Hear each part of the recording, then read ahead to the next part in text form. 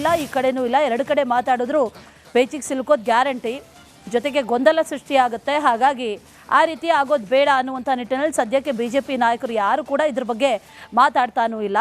ಇವರಿಬ್ಬರ ನಡುವೆ ಹಾಗಾದ್ರೆ ಭಿನ್ನಾಭಿಪ್ರಾಯ ಇದೆಯಾ ಅನ್ನುವಂಥ ಒಂದಷ್ಟು ಪ್ರಶ್ನೆಗಳು ಈ ಸಂದರ್ಭದಲ್ಲಿ ಮೂಡ್ತಾ ಇದೆ.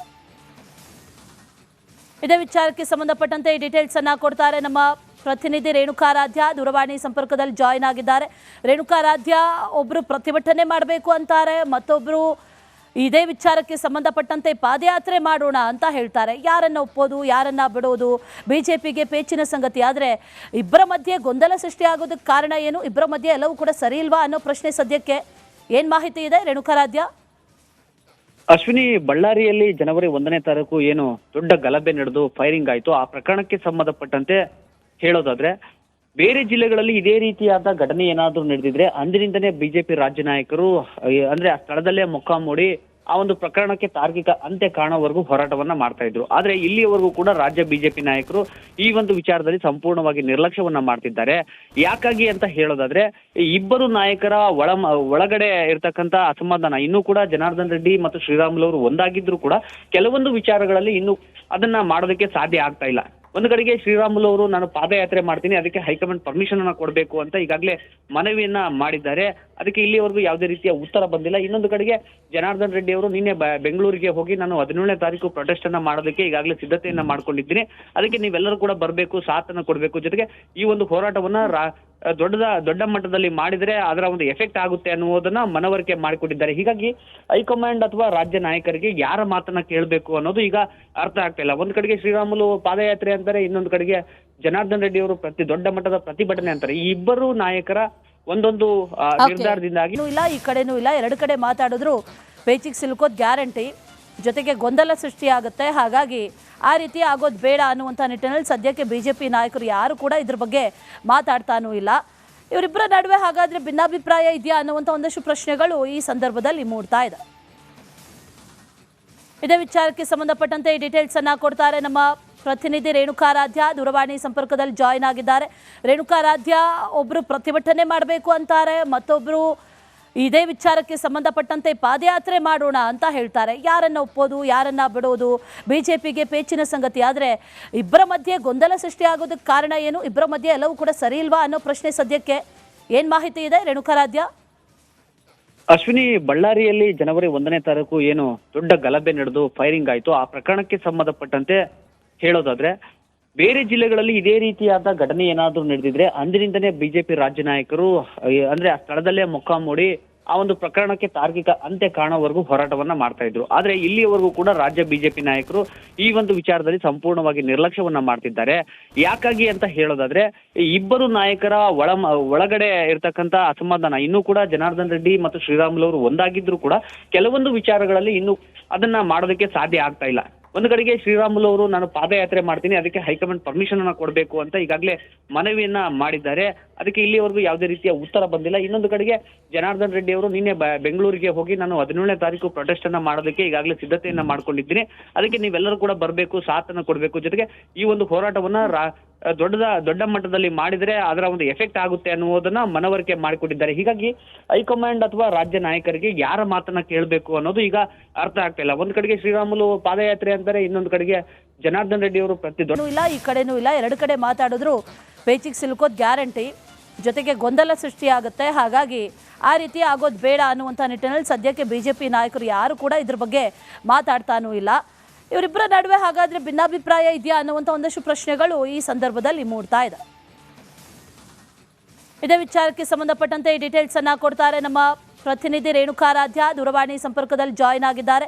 ರೇಣುಕಾರಾಧ್ಯ, ಒಬ್ರು ಪ್ರತಿಭಟನೆ ಮಾಡಬೇಕು ಅಂತಾರೆ, ಮತ್ತೊಬ್ರು ಇದೇ ವಿಚಾರಕ್ಕೆ ಸಂಬಂಧಪಟ್ಟಂತೆ ಪಾದಯಾತ್ರೆ ಮಾಡೋಣ ಅಂತ ಹೇಳ್ತಾರೆ. ಯಾರನ್ನ ಒಪ್ಪೋದು, ಯಾರನ್ನ ಬಿಡೋದು, ಬಿಜೆಪಿಗೆ ಪೇಚಿನ ಸಂಗತಿ. ಆದರೆ ಇಬ್ಬರ ಮಧ್ಯೆ ಗೊಂದಲ ಸೃಷ್ಟಿಯಾಗೋದಕ್ಕೆ ಕಾರಣ ಏನು, ಇಬ್ಬರ ಮಧ್ಯೆ ಎಲ್ಲವೂ ಕೂಡ ಸರಿ ಇಲ್ವಾ ಅನ್ನೋ ಪ್ರಶ್ನೆ ಸದ್ಯಕ್ಕೆ ಏನ್ ಮಾಹಿತಿ ಇದೆ ರೇಣುಕಾರಾಧ್ಯ?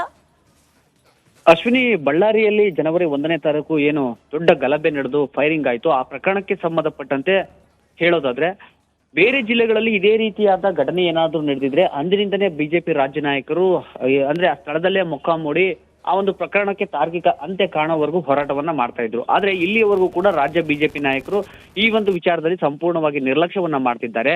ಯಾಕಾಗಿ ಅಂತ ಹೇಳೋದಾದ್ರೆ, ಈ ಇಬ್ಬರು ನಾಯಕರ ಒಳಗಡೆ ಇರ್ತಕ್ಕಂತ ಅಸಮಾಧಾನ ಇನ್ನೂ ಕೂಡ ಜನಾರ್ದನ್ ರೆಡ್ಡಿ ಮತ್ತು ಶ್ರೀರಾಮುಲು ಅವರು ಒಂದಾಗಿದ್ರು ಕೂಡ ಕೆಲವೊಂದು ವಿಚಾರಗಳಲ್ಲಿ ಇನ್ನು ಅದನ್ನ ಮಾಡೋದಕ್ಕೆ ಸಾಧ್ಯ ಆಗ್ತಾ ಇಲ್ಲ.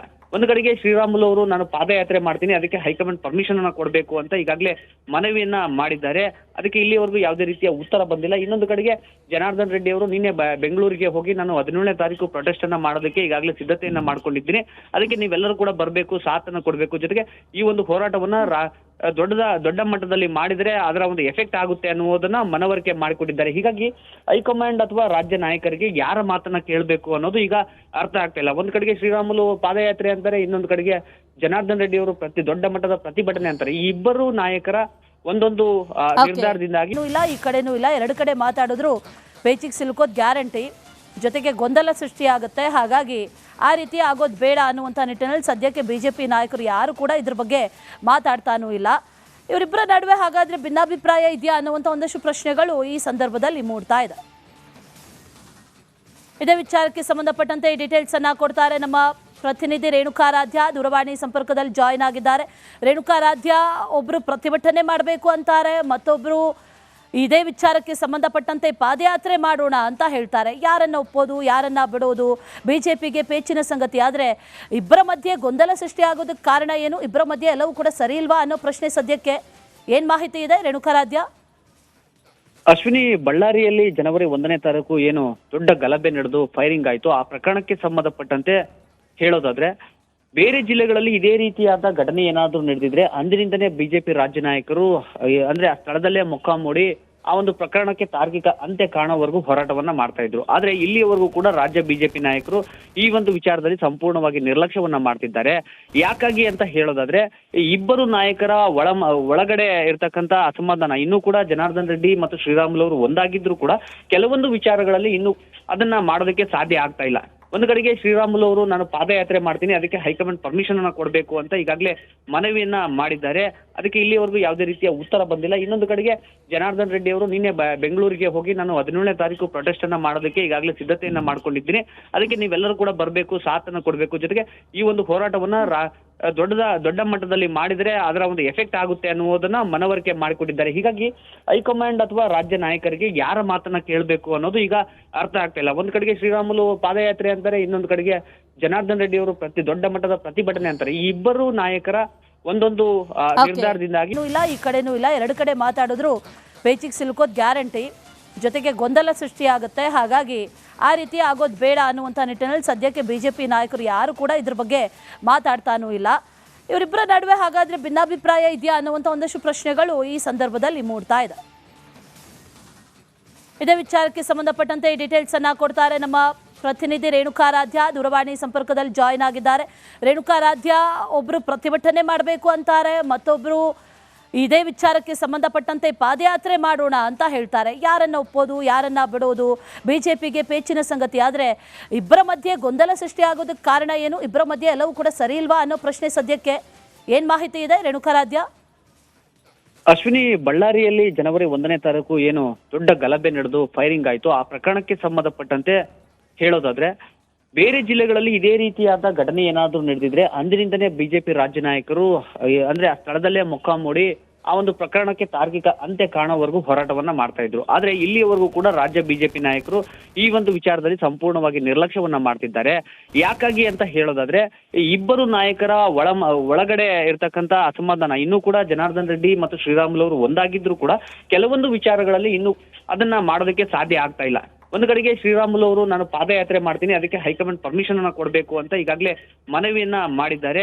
ಅದಕ್ಕೆ ಇಲ್ಲಿವರೆಗೂ ಯಾವುದೇ ರೀತಿಯ ಉತ್ತರ ಬಂದಿಲ್ಲ. ಇನ್ನೊಂದು ಕಡೆಗೆ ಜನಾರ್ದನ್ ರೆಡ್ಡಿ ಅವರು ನಿನ್ನೆ ಬೆಂಗಳೂರಿಗೆ ಹೋಗಿ ನಾನು 17ನೇ ತಾರೀಕು ಪ್ರೊಟೆಸ್ಟ್ ಅನ್ನ ಮಾಡೋದಕ್ಕೆ ಈಗಾಗಲೇ ಸಿದ್ಧತೆಯನ್ನ ಮಾಡ್ಕೊಂಡಿದ್ದೀನಿ, ಅದಕ್ಕೆ ನೀವೆಲ್ಲರೂ ಕೂಡ ಬರಬೇಕು, ಸಾಥನ್ನ ಕೊಡಬೇಕು, ಜೊತೆಗೆ ಈ ಒಂದು ಹೋರಾಟವನ್ನ ದೊಡ್ಡ ಮಟ್ಟದಲ್ಲಿ ಮಾಡಿದ್ರೆ ಅದರ ಒಂದು ಎಫೆಕ್ಟ್ ಆಗುತ್ತೆ ಅನ್ನುವುದನ್ನ ಮನವರಿಕೆ ಮಾಡಿಕೊಟ್ಟಿದ್ದಾರೆ. ಹೀಗಾಗಿ ಹೈಕಮಾಂಡ್ ಅಥವಾ ರಾಜ್ಯ ನಾಯಕರಿಗೆ ಯಾರ ಮಾತನ್ನ ಕೇಳಬೇಕು ಅನ್ನೋದು ಈಗ ಅರ್ಥ ಆಗ್ತಾ ಇಲ್ಲ. ಒಂದ್ ಕಡೆಗೆ ಶ್ರೀರಾಮುಲು ಪಾದಯಾತ್ರೆ ಅಂತಾರೆ, ಇನ್ನೊಂದು ಕಡೆಗೆ ಜನಾರ್ದನ್ ರೆಡ್ಡಿ ಅವರು ದೊಡ್ಡ ಮಟ್ಟದ ಪ್ರತಿಭಟನೆ ಅಂತಾರೆ. ಈ ಇಬ್ಬರು ನಾಯಕರ ಒಂದೊಂದು ನಿರ್ಧಾರದಿಂದಾಗಿ